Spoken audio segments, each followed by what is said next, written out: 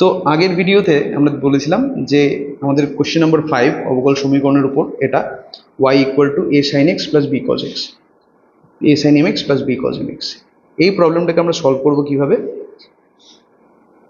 আমাদের a আর b কে রিমুভ করতে হবে, বাট খেয়াল রাখতে হবে এখানে m কিন্তু আরবিট্রারি কনস্ট্যান্ট নয়, m কিন্তু ফিক্সড কনস্ট্যান্ট হিসেবে ট্রিট হবে, ঠিক আছে? তো এটা কোয়েশ্চেনেই বলা ছিল, এখানে পুরো কোয়েশ্চেনটা আমার লেখা হয়নি, যার জন্য আমি মুখে বলে দিচ্ছি যে এ আর বি এক্ষেত্রে আরবিট্রারি কনস্ট্যান্ট হিসেবে ট্রিট হবে, আর এম ফিক্সড কনস্ট্যান্ট। তো অবকল সমীকরণের মধ্যে ফিক্সড কনস্ট্যান্ট থাকলে কোনো অসুবিধা হয় না, কিন্তু আরবিট্রারি কনস্ট্যান্টকে আমাকে রিমুভ করতে হবে। তার মানে এখানে বেসিক্যালি দুটো আরবিট্রারি কনস্ট্যান্ট দেখা যাচ্ছে। সো আমরা এক্স্যাক্টলি দুবার ডেরিভেটিভ ডিফারেন্সিয়েশন অ্যাপ্লাই করবো। সো ফার্স্ট টাইম যখন আমরা ফার্স্ট অফ অল কোশ্চেনটা লিখি, দেন আমরা ফার্স্ট টাইম ডিফারেন্সিয়েশন অ্যাপ্লাই করে দেখি কি আসে। a sin mx plus b cos mx differentiation করি, দেয়ারফর y1 ইকুয়াল টু কত হবে?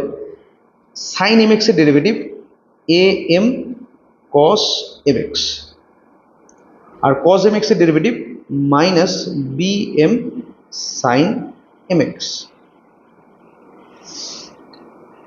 তাহলে পরে আমি দেখতে পাচ্ছি y1 এটা ইকুয়াল টু, দেখতে কিছুটা এরকম হলো, এমকে আমি কমন নিয়ে নিতে পারি, a into cos mx minus b into sign mx, এরকম হয়ে গেল। আমি আরেকবার ডিফারেন্সিয়েশন অ্যাপ্লাই করতে পারবো।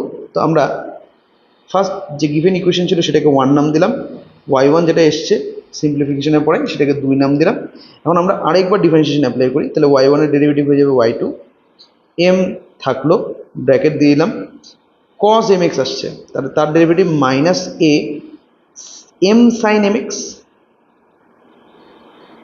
Similarly minus b sin mx এর ডেরিভেটিভ হচ্ছে m cos mx। তাহলে আমি ওভারঅল দেখতে পাচ্ছি আরেকটা m কমন যাচ্ছে, অ্যাকচুয়ালি মাইনাস m কমন যাচ্ছে, তো আমরা মাইনাস m কমন নিয়ে নিই, তাহলে বাইরে মাইনাস m স্কোয়ার হয়ে গেল, ব্র্যাকেটে থাকলো a sin mx plus b cos mx। তো আপাতত আমাদের এরকম আসলো।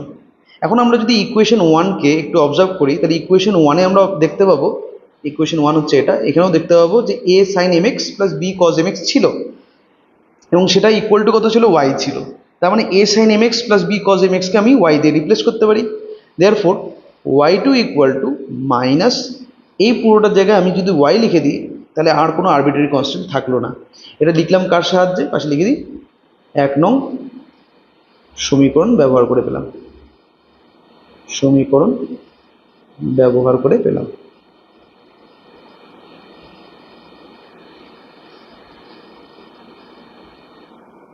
তার মানে y2 plus m square y এটা ইকুয়াল টু 0 হয়ে গেল। তো এটাই হয়ে যাচ্ছে আমাদের required differential equation. Thank you.